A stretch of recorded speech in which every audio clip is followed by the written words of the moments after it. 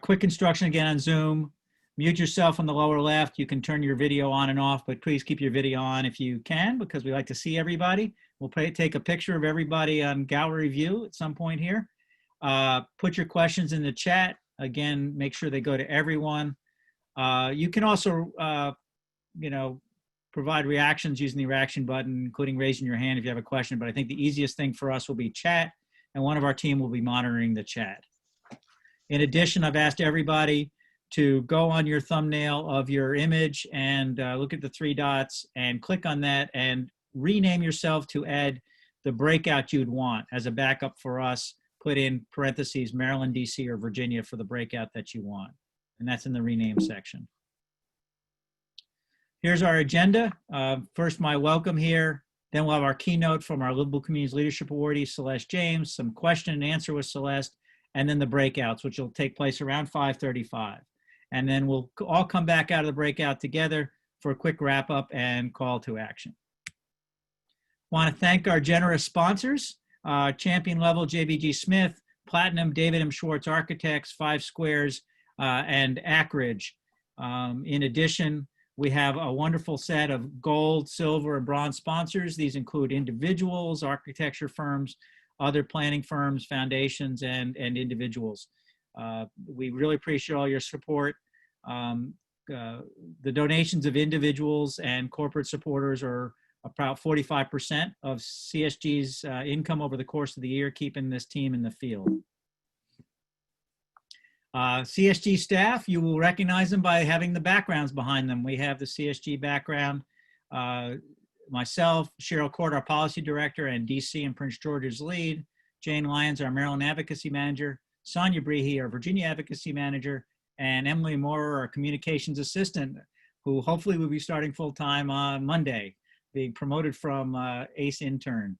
And then our Champions Council of advisors that you will see here in this list. They've been great supporters to us. Thank you. Real quickly, many of you may be familiar with CSG and our work. To quickly summarize, as you know, we are big advocates for transit-oriented development. We have argued that a network of walkable, mixed-use, mixed-income, transit-oriented communities is the future of our region. As far back as the late 90s and when we started.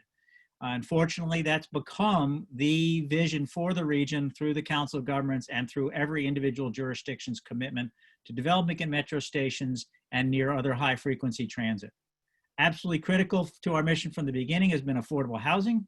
We don't build it, we don't fund it, but we certainly support those who do, and the policies in zoning and funding that will help affordable housing. And I'm going to come back to that in a bit. Transit, support transit. We obviously can't do this without a robust transit network, metro, bus, BRT, light rail, streetcar. The right transit for the right type of development is really what we say. And it also needs safe streets for walking and biking, complete streets with protected bike lanes, safe crossings, and so forth. As you know, during COVID-19, access to safe streets has been more important than ever. Supporting policies that we've worked on and have included stormwater, parking policy, you can ask Cheryl Court about that, urban design, public involvement and engagement in the process of planning for the future of our regions. And I would also say out of the recent pandemic, we've really found how important having equitable and nearby access to public spaces, parks, greenways, trails, and safe places to walk and bike. We've had a number of recent victories. I'm only going to highlight a few of them and talk a little bit about some of the other areas we're working in right now. These include Cheryl's win on parking cash out in DC, expanding commuter benefits such that you can, if you're offered a parking space, you can say, no, thank you. I'd rather take transit and have the cash to equal the value of that parking space. Or I'd rather bike and have the cash that's equal to the parking space benefit from you, the employer, or even walk. We had a big win just recently when Jane, working with Dan Reed, who's on our Champions Council, and others, convinced the Montgomery County Planning Board that we should look beyond the downtown in their Silver Spring master plan to look at the possibility of missing middle housing, accessory dwelling units, duplexes, triplexes, to diversify the availability of housing within walking distance of transit. We've acted a lot in terms of COVID-19, a shock to all of us, this pandemic, obviously, some strains on cities, obviously huge strain on transit. We have joined with many others in pressing for open streets in all of our jurisdiction. DC is starting to move forward on that. Suburbs have been a bit slower or much slower. And as a whole, our region has been far behind many European and other North American cities on open streets for pedestrians and cyclists and others. We've also pressed for personal protection equipment for transit workers and riders, including national push and emergency funding to keep transit alive as we come through the pandemic. They need the support to provide service for essential workers and be ready for the return of ridership ideally when we have the vaccine. But we're in many other places working on the DC comp plan, the Montgomery general plan, accessory dwelling units, Fairfax zoning issues, West Falls Church TOD, and I was just on a call about the Union Station redevelopment. So into the award part of our presentation, we wanted to recall that we've had just a wonderfully diverse set of awardees over time. This award actually started with Cheryl and many of the Champions Council members who go back in time with Cheryl at the Washington Regional Network for Livable Communities to recognize business leaders, elected officials, government officials, and community activists. Our primary award has long been the Livable Community Leadership Award. It's our premier award, named in honor of Frederick and Diana Prince of the Prince Charitable Trust, who have been key in supporting not just CSG, but partner groups across a broad spectrum working together on the interconnected issues that we all deal with. Last year's awardee was Sharon Baker. Prior to that, Bob Youngentov. And then we've had an amazing set of Community Hero awardees, including the League of Women Voters last year for their support with all of us on Metro dedicated funding from the jurisdictions. And here's a big display of the many awardees, past Livable Communities awardees and Community Hero awardees. Our Community Hero Award is named after Harry Sanders and Carl Henn, two of the greatest civic activists out of Montgomery County, who really led the way in terms of showing how dogged civic activism can bring real change. Now I want to go into our Community Hero Awards, and I'm going to start with Michelle Winters, our good friend and ally in Arlington County, Executive Director of the Alliance for Housing Solutions. She is like a focused CSG just in Arlington, bringing great energy to Arlington. It was interesting for many years. We have such great government staff and officials in Arlington. They were doing great things, but probably the one place where they've had some of the greatest challenges is affordable housing, and they need great advocates on the outside helping work on these issues. She's not only advocated for increased height and density and funding for affordable housing, but also been a leader in the advocacy for missing middle housing and seeing how we can look at our more suburban places, especially where there's access to transit, and see if we can diversify the housing choices and options. In our high cost communities, this has been a critical issue. And I think we're reaching the point where people are starting to recognize how much we need something more than single family home zoning, at least certainly in places where it's very accessible to jobs and transit. So Michelle is one of our winners of the Community Hero Award. You'll have to clap with the reaction button that you've got down there. So let's see those claps.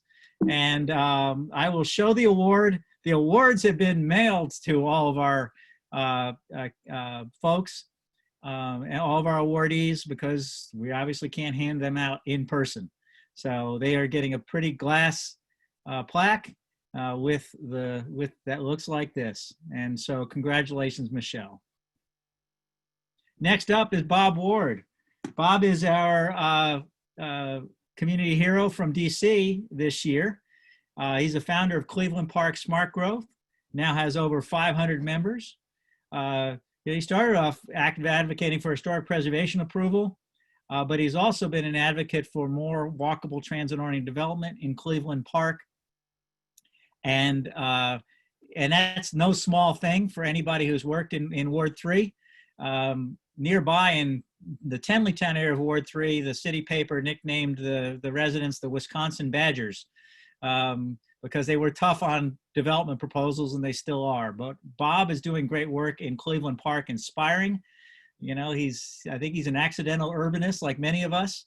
And in addition, he is supported by others in Ward 3, including our great partners at Ward 3 Vision. One of our themes this year is all the folks that are working on Yes in My Backyard, for more housing, more diverse types of housing, and for great walkable places in their communities, especially near transit. So let's have those hand claps again, this one time for Bob. And I've got a picture of his plaque coming up. And there's Bob's plaque. So imagine I'm handing it to him, and I hear the roar of your claps. By the way, again, Bob, Michelle, and Partop, along with his allies at Partop's allies, who I'll get to next, will be doing the breakouts. That'll start probably around 5:35. And again, if you have not renamed yourself by your picture, go ahead and do that, and put in parentheses DC, Maryland, or Virginia, and Emily will try to get you slotted. Those who signed up before June 1st, it was before we set up the breakout rooms, so you'll have to either chat to us or rename yourself so that we can, but ideally chat to us, and we'll make sure we get you in the right breakout. And Emily will be doing that while we continue to speak here. Next among our community awardees is a group, not quite as big as our Legal Women Voters group from last year, but you've got a great group from the Friends of Forest Glen and Montgomery Hills. They've secured funding for a second metro entrance at Forest Glen, which was no small feat. We're still battling for some others in other parts of the region right now. They have supported Yes in My Backyard transit-oriented zoning. They are certainly looking for more retail and activity instead of parking lots in their community. And it's not often you see that. And we learned also about all the great work they've done to activate their parks in their community. And I hope those who are interested will join their breakout and find out everything that's been happening in Forest Glen and Montgomery Hills. We have something well over 100 metro stations, and still too many of them don't have enough development near them in our multi-billion-dollar metro system. And bringing development means we'll get the metro being used all day in both directions, and are key to the sustainable growth of our region. So let's hear those claps for Friends of Forest Glen and Montgomery Hills. And there's the plaque. And we have one for each of the members. And as I was prepping, I forgot to put in front of me my list of everybody in the group.